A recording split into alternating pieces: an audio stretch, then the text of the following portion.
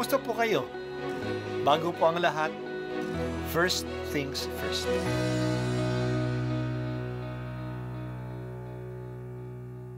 Good morning po.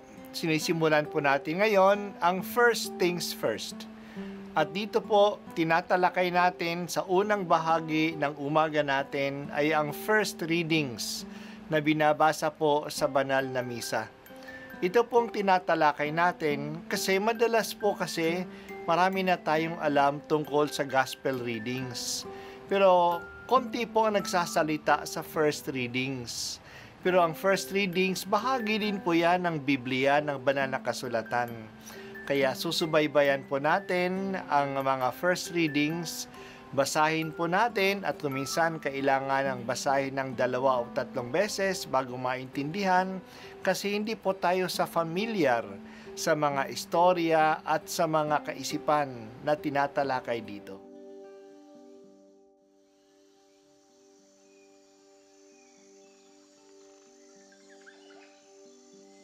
Ang pagbasa mula sa Aklat ng Pahayag.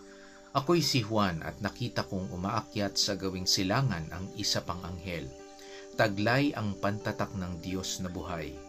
Humiyaw siya sa 4 na anghel na binigyan ng Diyos ng kapangyarihang maminsala sa lupa at sa dagat. Huwag muna ninyong pinsalain ang lupa, ang dagat, o ang mga punong kahoy. Hintayin ninyong matatakan sa noo ang mga lingkod ng ating Diyos.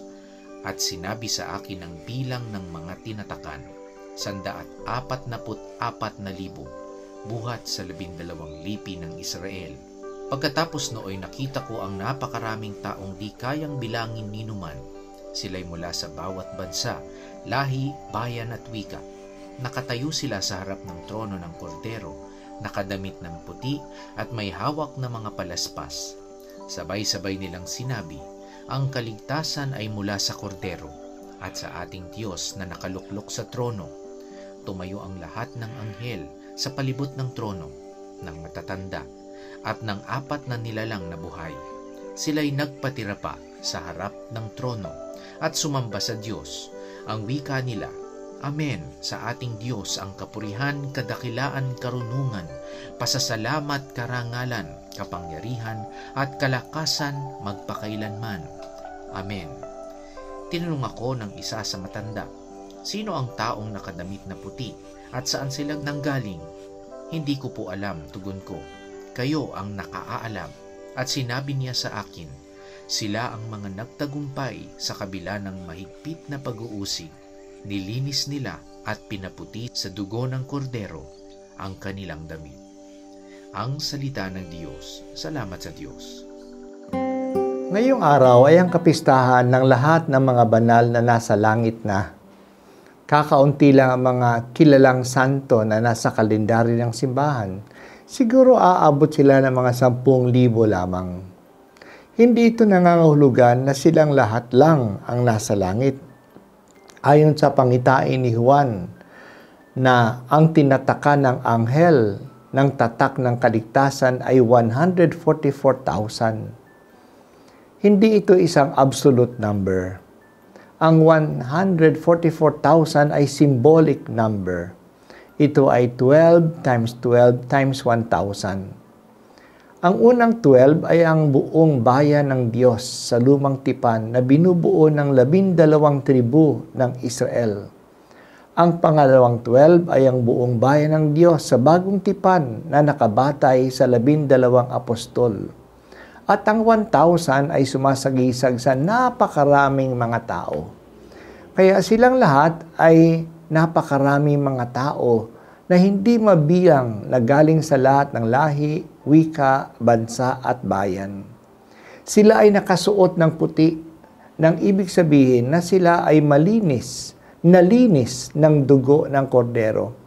Sila ay wala ng kasalanan, na nandoon sumasamba sa langit kasama ng lahat ng mga nilalang na ginawa ng Diyos. Sumusunod sila sa kordero ng Diyos. Silang lahat ay sumasamba sa Diyos. Napakarami ang mga naligtas ni Jesus. Hindi maaring mabigo ang gawain ng kaligtasan ng Diyos. Mas malakas ang Diyos kaysa demonyo. kaysa kasamaan at kaysa kamatayan. Magtatagumpay ang Diyos sa kanyang mga gawaing pagliligtas. Iilan lang ang kilala natin ng mga santo kasi ang mga canonized saints ay pinipresenta sa atin bilang mga huwaran, mga samples lamang sila. Pero marami ang mga nasa langit na. Siguradong kasama dyan ang maraming mga tao na kilala natin o kamag-anak pa natin. Sa kapistahan ng lahat ng mga santo, pinapakita sa atin ang kabanalan na siyang layunin ng ating buhay dito sa mundo. Napakarami na ng mga banal. Kung kaya nila, kaya din natin na maging banal at maabot ang langit. Hayaan lang natin na kumilos sa atin ang banal na Espiritu. Siya ang nagpapabanal sa atin. Ang mahalaga ay huwag mawala ang hangarin natin na maging banal at maging kasama ng Diyos magpakailanman. At magiging kasama natin ng Diyos sa langit kung dito sa lupa na ito, tayo ay kasama na rin niya. Kasi isinasabuhay na natin ang kalooban ng Diyos sa ating buhay ngayon. Gawin natin ang ating dinadasal sa Ama namin. Sundin ang loob mo dito sa lupa tulad ng nasa langit. Marami sa atin ay pumupunta sa sementeryo o kaya ipinagdarasal natin ang ating mga yumao. Ipinagdarasal natin sila kasi ang hangarin natin ay mapabilang sila sa mga banal sa langit. Inaalaala natin sila at hinahangad natin na sila ay makasama natin magpakailanman sa langit.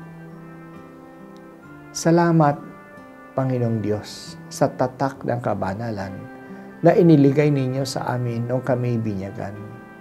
Magbunga nawa ang kabanalang ito upang makapunta kami sa langit kasama ng mga kakilala at mga mahal namin sa buhay na ito.